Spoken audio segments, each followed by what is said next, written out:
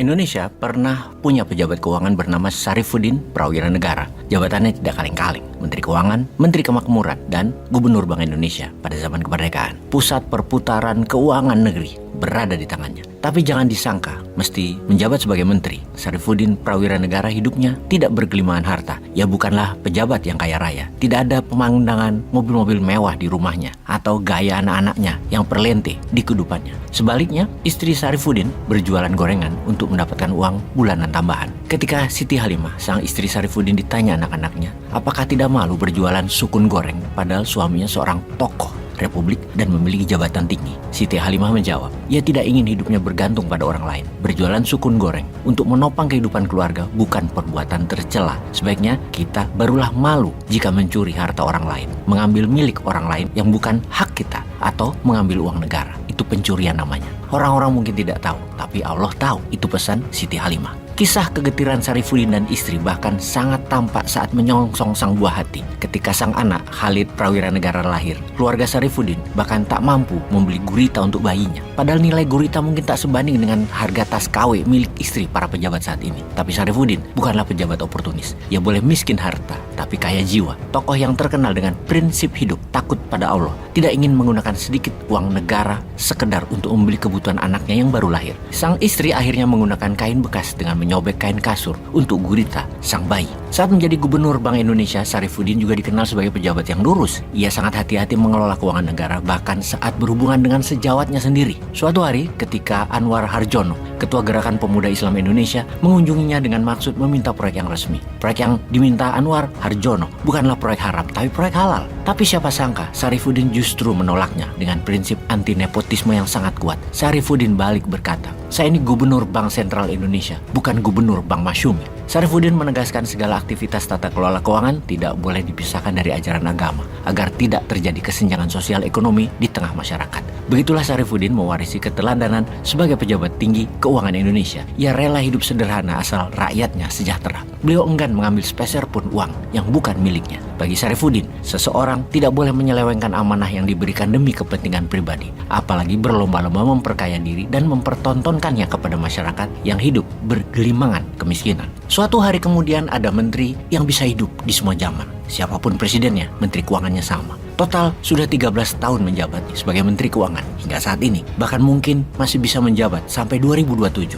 Kita mereview sejarah sebentar. Pada era pemerintahan Presiden SBY meledak skandal kejahatan perbankan Bank Senturi yang biasa disebut Century Gate sebesar 6,7 triliun rupiah. Kasus Century Gate ini diduga melibatkan sang pejabat sebagai pengambil keputusan penting ketika itu. Ternyata bukan itu saja skandal selama menjabat sebagai menteri. Ada juga kasus mafia pajak yang melibatkan pegawai Direktorat Jenderal Pajak, Gayus Tambunan. Sementara di eranya pemerintahan kemudian yang sekarang, publik dihebohkan juga oleh kasus mafia pajak yang kali ini melibatkan pejabat eselon 2 di Ditjen Pajak, Angin Prayitno namanya. Ternyata Angin ini bukan sembarangan pejabat. Faktanya Angin Prayitno adalah anak buah yang diangkat dan dilantik sendiri oleh sang menteri untuk menjadi Direktur Pemeriksa dan Penagihan Ditjen Pajak, Kementerian Keuangan. Angin Prayitno kemudian menjadi pesakitan di KPK. Harta jumbo Angin Prayitno berhasil dilacak dan disita oleh KPK. Nilainya 57 miliar, luar biasa besar untuk pegawai negeri sipil eselon 2 di Kementerian Keuangan. Angin dibawa KPK ke pengadilan. Hasilnya majelis hakim menyatakan Angin Prayitno terbukti bersalah telah menerima suap dari kuasa khusus wajib pajak PT Bank Panin, Veronica Lindawati sebesar 8,75 miliar rupiah. Bukan itu saja kebiasaan Angin Prayitno menerima suap dari wajib pajak. Ternyata Angin Prayitno juga terbukti di pengadilan menerima suap dari kuasa PT John Lynn Baratama Agustus Setio dan konsultan pajak PT Gunung Madu Plantation. Setelah Gayus Tambunan dan Angin Prayitno, kementerian tersebut kembali membuat publik terperangah berawal dari peristiwa terheboh by accident penganiayaan yang dilakukan anak pejabat pajak yang korup, Rafael Alun.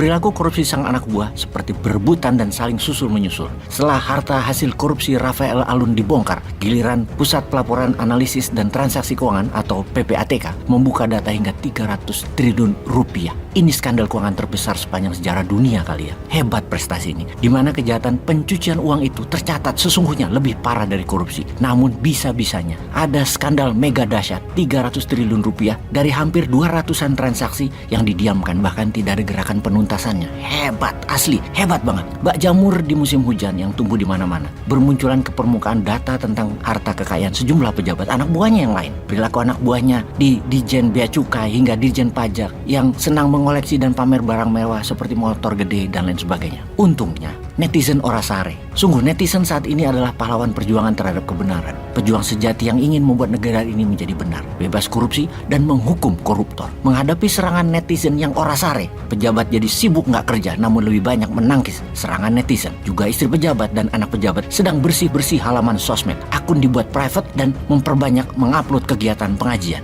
Peace.